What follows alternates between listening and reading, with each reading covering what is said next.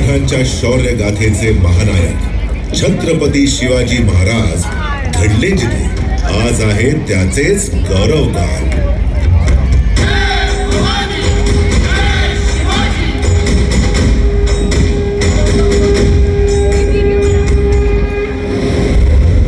अरबी समुद्र आणि सह्याद्री डोंगराच्या बरोबर आहे महाराष्ट्र.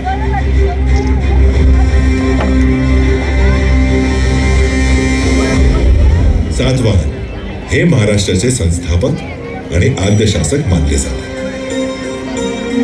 त्यानंतरच्या काळात वाकाटक राजांनी विश्वप्रसिद्ध अशा अजिंठा लेण्यांची निर्मिती केली. यादवांनी देवगिरीला आपली राजधानी बनवली आणि मराठी भाषेला राजभाषेचा मान दिला.